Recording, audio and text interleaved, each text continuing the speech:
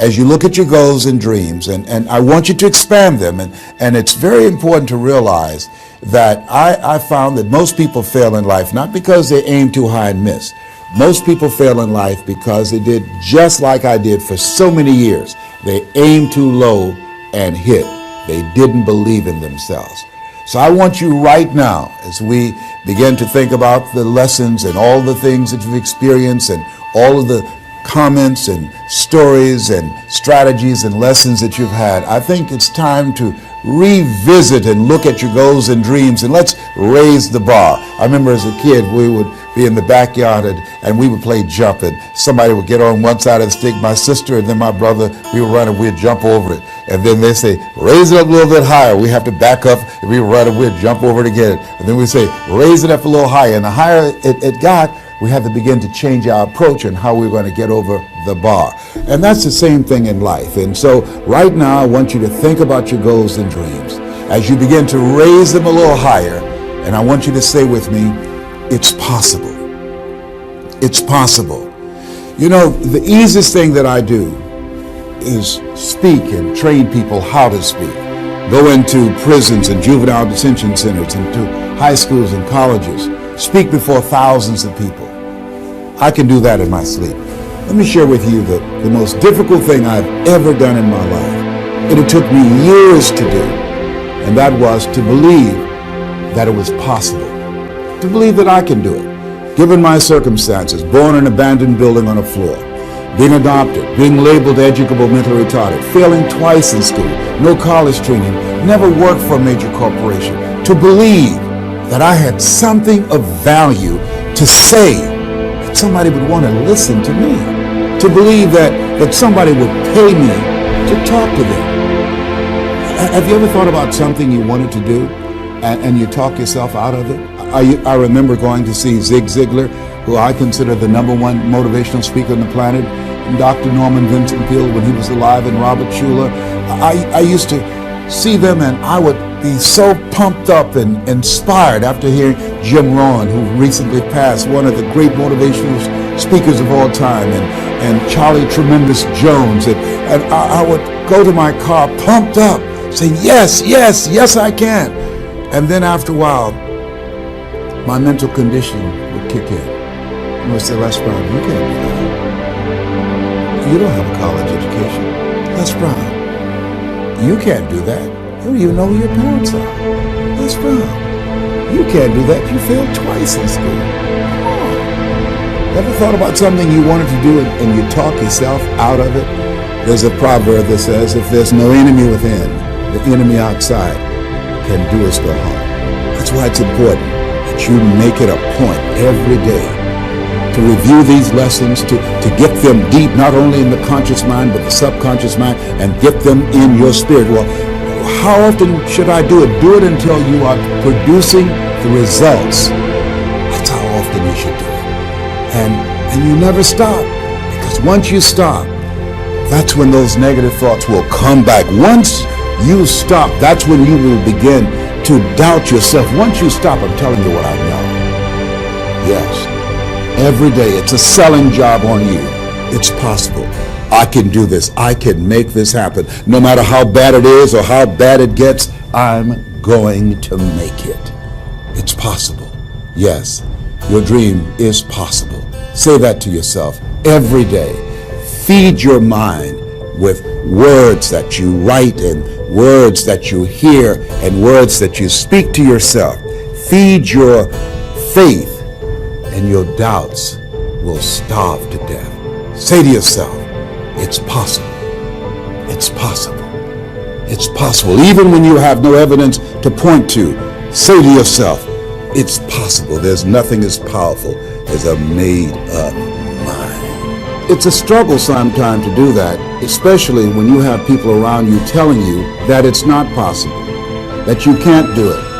And they're constantly pointing out your failures of the past, constantly reminding you of all of the things that you don't have going for you.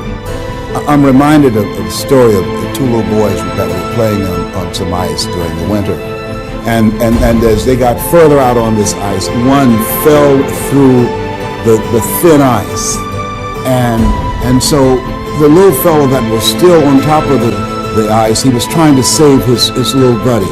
And he couldn't reach him. He was trying to pull him. He could see him through the thin ice as he got further away from him, struggling.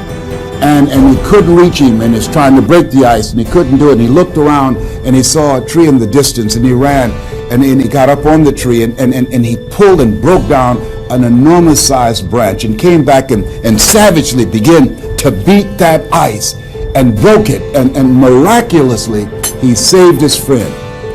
And when the paramedics came, and they were able to revive this little boy, they were scratching their heads. They're trying to figure this out. Said, how could this little pruny fellow go up in a tree and break off a branch this size and then come back and beat and break the ice and save his friend? They thought it was just miraculous. It was baffling. And an old guy who was there said, I can tell you how he did it. And they said, how? How did he do it? And he said, there was no one here to tell him that he couldn't do it. Whoa. What could you do?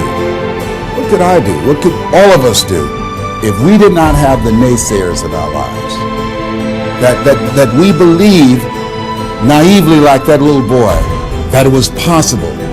What would you do if failure was not on the table? Do you realize that 87% of people allow the fear of failure to outweigh their desire to succeed because they've been convinced by the evidence, by being practical, by being logical, by being realistic. I did that.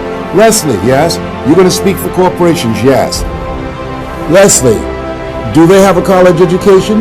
Yes. Do you? Wesley, you know that I don't have a college education.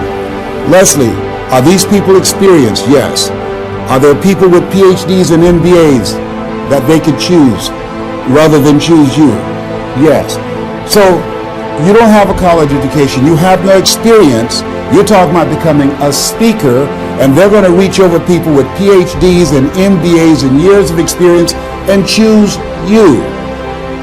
Are you being realistic? Come on, Leslie. Come on, Leslie. You can't do this. My brother, he's a wonderful person. And he constantly reminded me that I couldn't do what I'm doing now. But that really wasn't the bad part. The real bad part was I convinced myself that I couldn't do it. Not only because of those things that he pointed out, being practical and realistic, but also that within myself, I didn't believe what Mike Williams, my mentor, said was possible for me. Have you ever had somebody who believed and saw something for you that you didn't see for yourself? And here's how I escaped that. I discovered that sometimes you have to believe in somebody's belief in you until your belief kicks in. So here's what I am believing for you. The goals that you right now have, the things that you have envisioned for yourself, this is a reflection. What you've done thus far and what you are engaged in doing is what's possible for you right now. But there's even more. You don't even know what's in the future. Eye has not seen, ear has not heard. If you believe in yourself, if you constantly remind yourself after every defeat, after every setback, every time you get knocked down, I've got a saying, if life knocks you down, try and land on your back, because if you can look up, you can get up. See, a lot of people, because of failure, they stop believing. Let me share something with you. You will fail your way to success. Yes. 8 out of 10 millionaires have been financially bankrupt. You will fail your way to success. It doesn't matter how many times you fail. It doesn't matter how many times people tell you that you can't do it. It doesn't matter if you don't have a dime in the bank. You will fail your way to success. What's very important is you're believing in yourself. You're constantly saying, somehow, some way, I'm going to make it. I remember a lady out of Detroit, Michigan. They called her Martha Jean the Queen. And she had a motivational message she gave all the time on the radio. And the question she would ask was, do you really want to win? Do you really want to win? And she said, if you really want to win in life, you've got to believe in yourself when no one else does. You've got to believe in yourself. See, it's easy to believe in yourself and to have faith if you have a good bill of health, if your relationship is working out fine, if you have money in the bank, if you have a secure job, if your mortgage note is paid current, if the children are acting like they have good sense. It's easy. If you go to a doctor, they say, oh, you're doing real good, I'll see you next year. It's easy to have faith then. Let me tell you when it's really tough to have faith. When you lose your job, when you lose your retirement, when you go to the doctor and they look at you and say, you have cancer. Cancer is the most feared word in 7 different languages. That's when it's tough to have faith then. And that's when you need to call on your faith then. They said faith is the oil that takes the friction out of living. That's when you need to believe in yourself then and judge not according to appearances and say to yourself, it's possible. It's possible. I can make it. It's possible. I'm going to get through this. It's possible. I'm not going to allow this to get the best of me. Yeah. I don't know what you're up against. I don't know what you're facing, but here's what I do know. You've got something special. You've got greatness in you. And I know it's possible that you can live your dream.